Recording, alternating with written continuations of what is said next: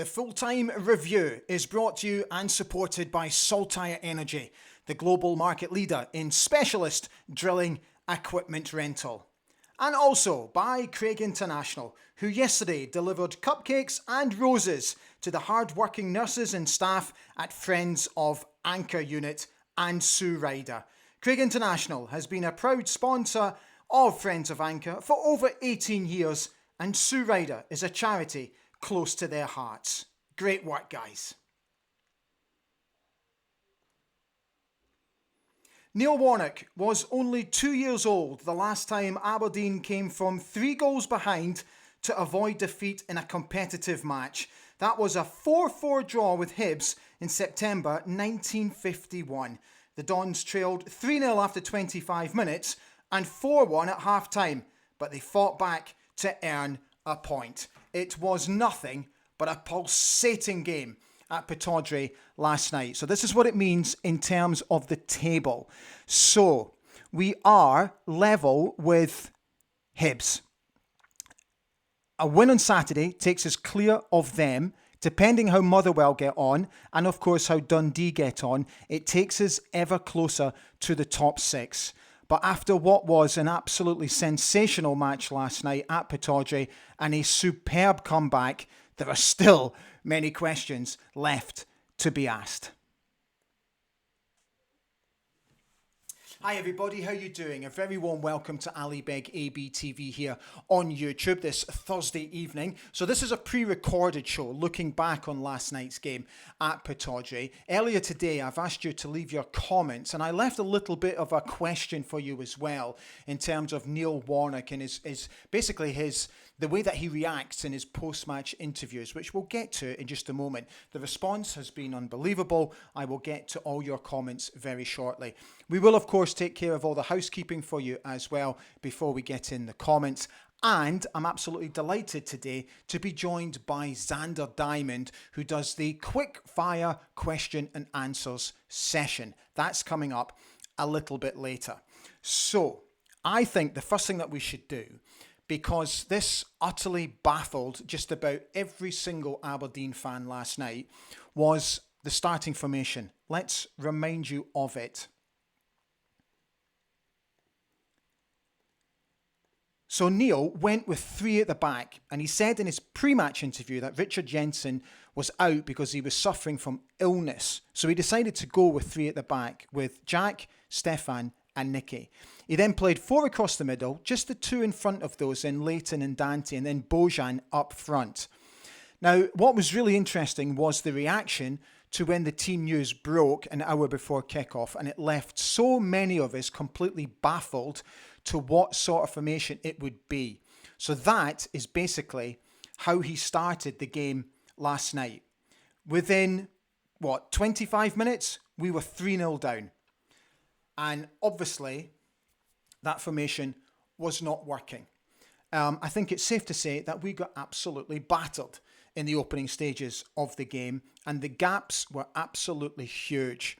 But absolute kudos and credit to Neil Warnock, and this is where his experience really tells, is that he recognised it very quickly and made the subsequent changes. I felt very sorry for Dante having to come off, and you heard the reaction from the fans as well. And I mean this with the greatest of respect to Shading, but I was delighted that he came off when he did. I don't like to target players. You know me by now. I don't like to target players, but Shading last night had an absolute shocker. And there's a lot of comments on him on social media about his performance last night, which quite simply was just not good enough. And I think, personally, I'm not sure that he fits into our Aberdeen team and what we want to do. I don't think, he's a player that I also think maybe suffers from a lack of confidence, because last night when we desperately needed him to get on the ball, get running at defenders, get balls into the box, we just didn't see it at all. And he gave away a daft penalty where he didn't have to make the challenge whatsoever. And I actually think he lost his head after giving away the penalty. So Neil made the changes. and it had the desired effect. And what an absolutely brilliant comeback from the boys. I was delighted for Duke. You know, in recent weeks, I've also been critical of him, constructively, of course. But last night he came on and he was almost back to his old self. And what I also loved was the moment that it was captured by a photographer of him and Neil Warnock walking off the pitch together at full time. And it's a fantastic picture. And if you get a chance, try and find it online. And Neil Warnock has come out and very much protected Duke and bigged him up big time. And I think it's having the desired effect. So I think all of us were absolutely thrilled for Duke yesterday. This is how mad it was. I was actually, as over the moon I was that we got back into the game, considering where we were. I was kind of gutted that we didn't actually go on and win the game. Now, there is an argument to suggest that Bojan Majowski's goal was not offside. I'm sure many of you have seen the still photograph of the lines that were drawn, which to me is an utter nonsense. I think they got it completely and utterly wrong. And it's embarrassing, those lines that were drawn to suggest that he was offside. Just the mind absolutely boggles. But saying that, you know, we got let off a wee bit towards the end of the game when VAR overturned Motherwell's fourth goal. So swings and roundabouts as far as I'm concerned. So what I'll do now is just let me get in some of the other bits and pieces into the timeline for you.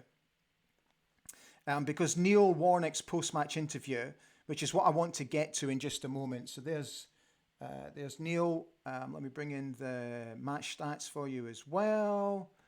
And then I'll drag in Zander's interview. And then that's us basically good to go. Zander, where are you? There we go. There's Zander. Right, that's us ready. Right, let me get in Neil Warnock's post-match quotes for you. All credit to the boys. At 3-0, a lot of teams could go under. But when we made the changes, we looked like we enjoyed the game. They looked like one of my teams for the first time. I said at half-time that if they carried on like that, I'd be more than happy. Overall tonight, the effort they put in is the minimum requirement. That set the standard. We are thin in certain areas of the team, but we have to keep going and making the best of it. We have to start winning games, and hopefully that will be on Saturday. Of course, we face Hibs at 3 o'clock. So here's your match stats. So we enjoyed 60% of possession to their 40%. In total, 14 shots to their 11, of which 7 were on target. They also had 7 on target. They committed 14 fouls in the game to our 6, and we achieved 7 corners to their 3. So the question that I posed earlier today on my social media channels about Neil's, the way that he conducts his post-match interviews.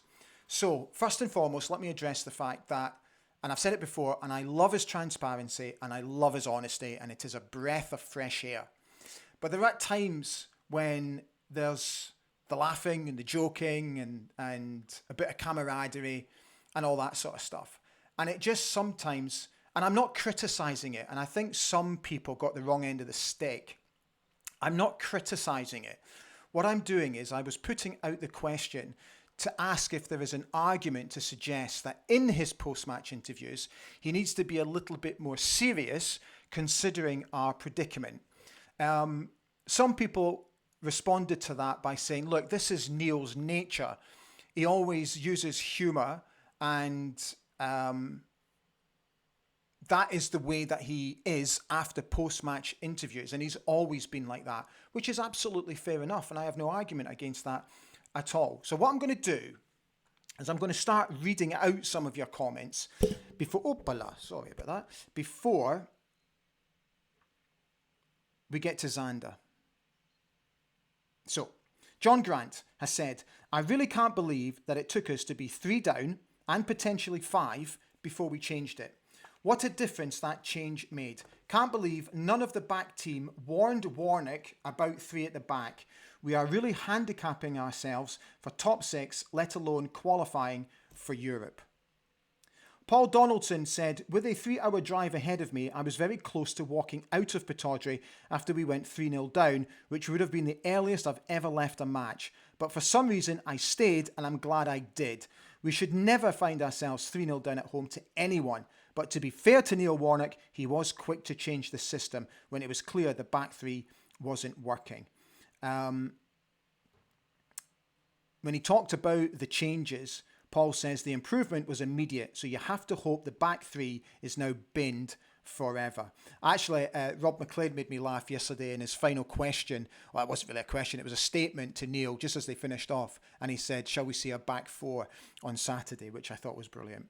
Honestly, just the back three. Oh, I had a horror, I posted last night that I had a horrible feeling that it was going to be a three at the back. Honestly, I couldn't believe it. Anyway, Ross Thompson has said, we wanted a manager that didn't know the Scottish game. That would not be after to make changes. Now the big question is, do we still want that? If so, let's get with him. Kevin Carmichael has said, credit has got to go to Neil Warnock. He tried something, realised it wasn't happening, and quickly made changes. Positive changes as well, especially removing Motherwell's best player in the opening half hour, Shayden Morris. Neil Warnock said Tuesday that he could get Duke scoring again. Wednesday, Duke gets 2 and instantly looks better. Hopefully more to come. Completely agree. Kenny Stewart has said, only thing I would add is that the officials running VAR are an utter shambles. Clearly not fit for purpose. VAR system is not the problem. It's the suspect individual viewing what he sees fit to decide, which in turn doesn't dispel shenanigans. In short, do we as punters, fans that spend our hard-earned money at the turnstiles have faith, trust that everything is above board? He finishes off by saying, no, not really. Scott Garland has said, Neil Warnock is fully to blame for that last night. Also, I think he could have and should have changed things when we went 2 down. The game could have been won then. John Dorwood has said, so Neil tried something different as a result of an illness to Richard Jensen. It didn't work, but even in a bad system, players still need to put themselves about and tackle. Idea failed and he changed it. Hate seeing us score 3 goals and not win against a poor side. However, the players showed at 3-0 down that they hadn't given up and put in a shift to get us back into the game. As for Warnock's post-match interview, he was serious on a BBC interview and Sky interview I saw and shouldered the blame. I think sometimes our own friendly interviewers make it more of a jokey, relaxed interview, which doesn't help. Either way, in other interviews, he was serious, so a balanced view. He does realise the seriousness of where we are, and only the weekend will determine if we all have learnt from last night. Thank you, John. Good point. Kenny Freighter, I think it is, has said VAR is killing the game. I agree. Graham W. Buchan has said, I was glad he saw the problem and sorted it, but probably not quick enough.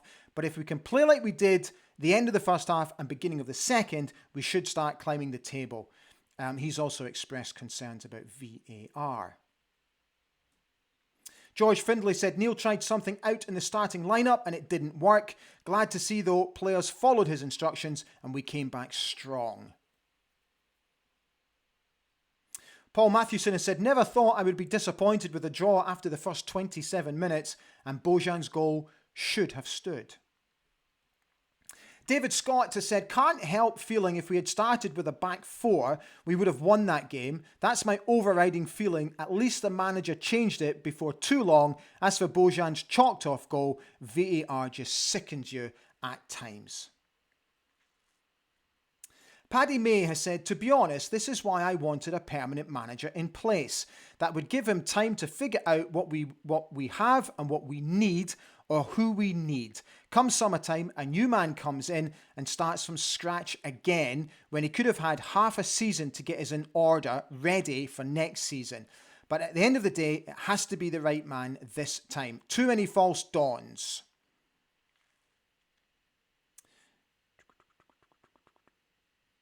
George Barber said, the players have come in for a lot of criticism this season, and rightly so. Last night, they pulled Neil Warnock out of the mire. They showed the character we all know is there, but has been missing up until now. John Gordon says, Neil Warnock seems to be okay as a stopgap. I just hope the board are pulling out all the stops to have the right manager on board for next pre-season?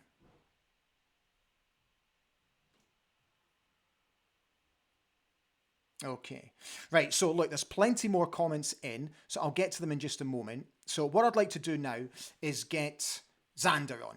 So earlier today, Zander Diamond and I did the quickfire question and answer session. This is where I basically send him daft little questions and he can answer them as he sees fit. He can send me one word answers or he can digress and tell us a story. So this is Zander Diamond's question and answer session. Enjoy. Good morning. How you doing? It's great to see you. How you doing, Ali? Fantastic to see you again. Absolutely outstanding. A familiar face and a voice, so no, great to be back. Good. Lovely to see you, fella. Right, I hope you're ready for your quick fire question and answer session. Going to fire straight in. Who did you sit beside when you first moved into the first team dressing room? Straight away went in, and because Scott Muirhead had been in before me, a lot of boys will know, we played in the same youth team together, but he was a year older, so sat beside him. But in the corner there was also Kevin McNaughton and Michael Hart, so great banter. As I said, I love sitting beside the guys again. When I was a young boy coming through, they were sort of in the 18s change room, and then they were into the first team change room. I started the 18s, then went in, so it was familiarity round about it. And so brilliant, the stories you hear and every morning coming in and things like that. So it was a jovial corner, and it wasn't quiet, put it that way. Who was the loudest in the dressing room? Loudest, Ryan Essen, country mile. Really? Country mile. Contrary to what probably people think, Big Essen was brilliant. You know, you could hear Essen before you seen him. A great guy, absolutely fantastic. You could hear him down the corridor, you could hear him in the gym. And latterly, Stevie Tosh came in and he tried to take over. So the decibels were very loud in that changing room when I first went into it. But no, two great guys. But for me, Big Ryan Essen, absolutely outstanding. Who had the best car? When I first went into the changing room? No, just during your time there. Well, there's a few boys that liked their car. You know, I think Daz Mackey was forever changing his cars. I think the faster the better. I think that was with his new contract. So I think they get a new exhaust put on every car when they get a new deal. But Daz loved these cars. There was a few guys at the family cars, the big 4x4s and things like that. But I think for a boy racer, Daz kind of, I think it was a 3.2, 3.5 Ford ST or something like that. You could hear that before you seen it going along the beachfront. So that's what I would say. He loved these cars, but that's the one that sticks in mind. What were your favourite football boots? My favourite ones, I always remember the Roy Keane Diadora. They were the luminous, absolutely comfortable. I always wanted to emulate Keane. There was a video out. We used to watch it in under 18s bus and in the digs. So he wore the sort of the black boots with the luminous on it. So managed to secure a pair of studs and mouldies, and I love wearing the boots. And then latterly we had different boot deals and things like that. But they're the ones that stick in mind. You know, I played a lot of games within the boots. What was the most memorable goal you scored for Aberdeen? I think well documented the both Celtic goals, but for me, the Lokomotiv Moscow goal, I think was very special to me personally. I think our first step into Europe for a number of years in the qualifying groups, and for me, from a young boy growing up, it was something that you kind of never thought you would ever achieve, and to score in a major European competition against a very, very good Moscow team, which again we should have won that night. But I would say that game, I think that always sticks in the mind. I know people will say the two Celtic goals, I said, but I think the European goal was very, very special. What was the best Aberdeen goal that you witnessed when you were playing?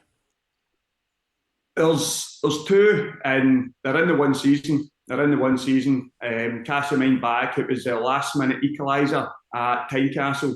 I think it was Easter weekend or it was a holiday weekend. It was Barry Nicholson. Yeah.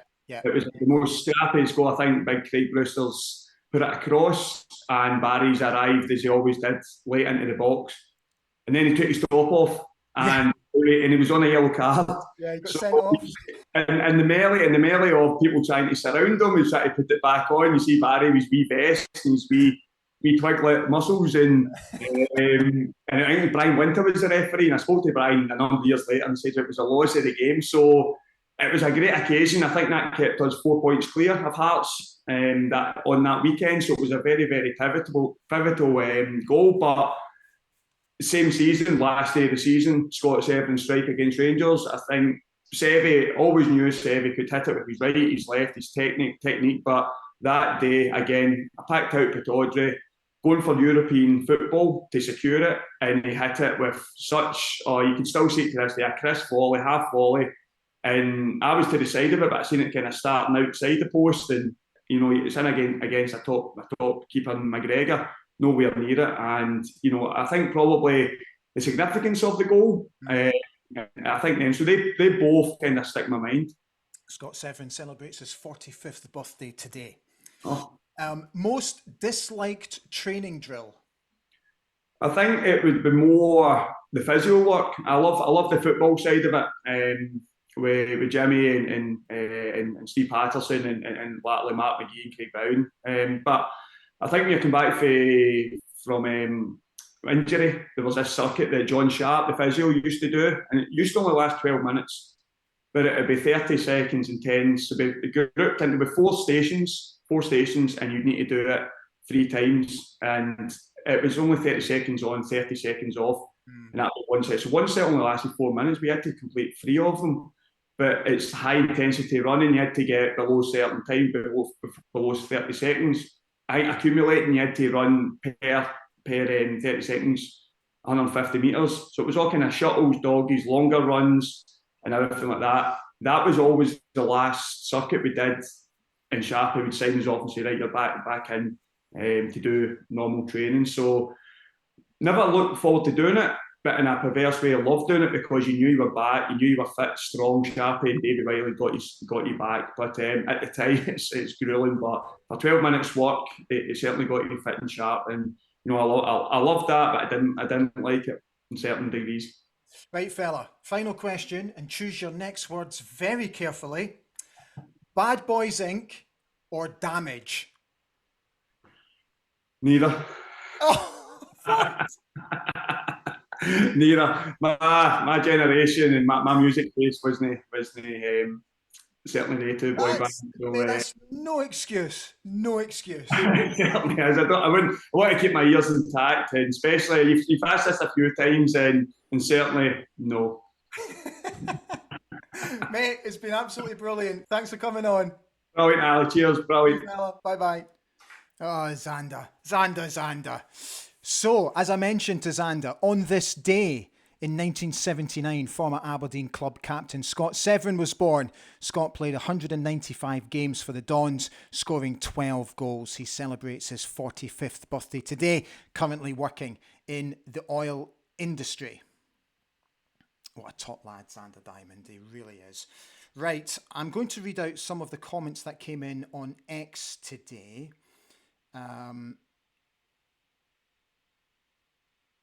Okay, so I'm going to read out Cocoa Beans because he did respond to this. I think I might have upset him. He says, needs to be more serious, question mark. Can someone show me the footage of his halftime team talk last night, as I haven't seen it yet, and not his full-time interview where he is famous for being laid back. I think he's been in football long enough to know our current predicament. Thanks for replying, Cocoa Beans, and I hope I didn't offend you by the question. Kevin Thompson said Aberdeen look better with Peter Leven in charge against Celtic than they have in Warnock's 3 games in charge. Bean, in reply to Cocoa Beans, said, well said. He knew he got it wrong and got away with one. Unlike Barry, he won't do it again, I'm sure. And Cocoa Beans has very politely reminded us that he's only been here for 2 weeks. Absolutely spot on. Something we should not forget. Fraser has said, I think Neil Warnock comes across as honest in his interviews and isn't scared to say what he sees. But surely the job for Neil Warnock now is assessing the first team for the manager who takes over and getting us a good cup run. For me, the chance at top 5 is gone, unfortunately, so I see no problem in how he comes across in his interviews whatsoever. Steve Williamson has said to go 3 down at home so quickly is unacceptable, but credit where credit is due. He got the subs on and changed the game. That's where his vast experience shines through. Great to see the team fight back to earn the draw. And he also mentions how poor Shayden Morris was. Okay, let's get back to Facebook to finish off. Eric Tortolano has said, lots of positives, lots to learn, issues run deep, 3 inexperienced managers and a novice chairman has damaged the club. Squad mediocre. Neil Warnock will not be able to change much in 2 to 3 months. We need to give him next season too, so he can move on those not good enough and get in better quality. Fans need to see bigger picture. That's a very interesting point. Maybe keep him on for another season. Michael Clark has said, don't think he is the man to be in charge. Ian Alexander has said, each and every player needs our backing, whether they play good, bad or indifferent. Let's get behind the team. Constant negativity helps no one. Jim Balfour has said, I like the interviews afterwards. He was, for want of a better phrase, rather sheepish when the 3-5-2 topic came up. Credit to him for his candour though. That kind of, oops, let's fix it attitude is healthier than the it's not working yet, but it will. Recent Dons managers who have been employed. Jim goes on to say, if he's instilling that taking of responsibility without getting downhearted or trying to blame anyone or anything else into the players, we'll see improvements in the spirit and performance of the team. Maybe, he says. Scott Bowie has said, everyone will speak about the starting lineup, but the fight we saw from the team once the subs were made could be a defining moment in the season, as it's been severely lacking most of the season. On Warnock, I think his style is to have a laugh and a joke, but there is a time and place for it. Simon Roy said, after going behind, it was good to come back and salvage a point, but still not convinced by Kelly Roos, although nice to see Duke scoring. Hopefully he will kick on. Simon's also one not too happy with VAR.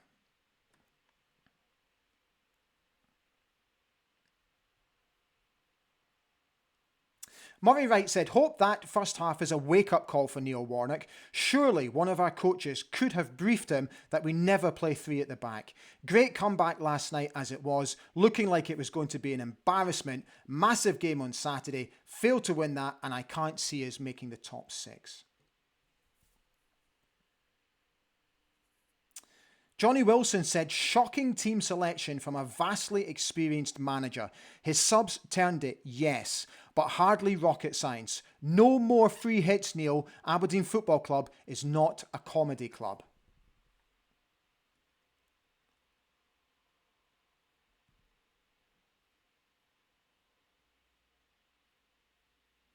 A few of you actually commented about that you felt Shayden Morris was hung out to dry in that system. Like Kevin Murdo said, I think Morris getting shafted a bit. He's clearly never been a defensive player. And there were more capable players on the bench more suited to that role for him. Darren Kemp was another one who said he feels he was hung out to dry in that system. A lot of you talking about how delighted you are for Duke. Sorry, I'm just going through these. Charlie Craig said, media enjoy Neil Warnock being here as he will always give them a couple of quotes before and after matches. His complaints about VAR last night deflected criticism away from his shocking initial team selection. You see, this is where I personally would like to take the positives from what happened last night, because as I mentioned at the top of the show, he got it wrong, but he rectified it quickly. And the way he rectified it got us back into the game. And that's the most important thing for me, was recognising it. And his experience really showed. And I think we should maybe channel our energies a little bit more on the comeback, coming back from 3-0 down, because I think, again, with the greatest of respects to our previous managers, at 3-0 down, I don't think we're getting back into the game. So, you know, Duke scored his first goal just at the right time. Neil gets them in at half time, obviously has a choice word or two, and we come out, we go in 3-2, and then with Stefan scoring the second goal, and we come out for the start of the second half and we get the third goal and the equaliser.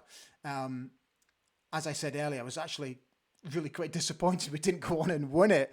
But to come back from 3 goals down, which was a terrible shock to the system, I think we should just maybe channel our energies a little bit more on that positive side of things. I would like to think that we will not see 3 at the back again. And I think Neil is experienced enough to know that it doesn't work for the type of players that we have. And when Angus came on, a quick word about Angus, when he came on yesterday, he completely steadied the ship. And they were nowhere near the threat that they were when we had 3 at the back. And for me, I've been saying it for a couple of weeks now, Angus is, without a shadow of a doubt, one of our best central defenders. And I think should be starting most weeks. I think he's that good. I think he's a little bit guilty sometimes of the long ball, but I think his presence in central defence just steadies us. And I thought he was great when he came on yesterday.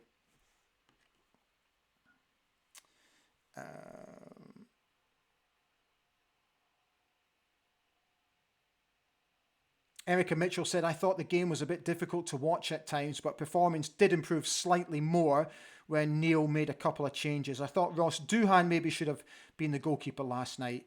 Onwards to the Hibs game. Come on, you Reds.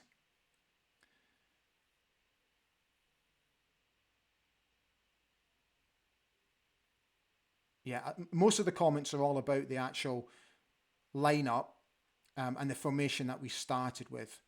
It's actually quite an interesting balance because I would say that 60% of you who commented were completely baffled by the formation and the lineup, and 40% of you were more of the thinking of us coming back and getting it back to 3-3 and actually not going on to win the game.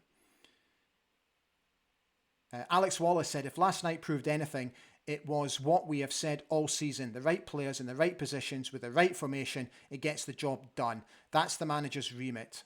Come on, Neil, show us you've got this on Saturday.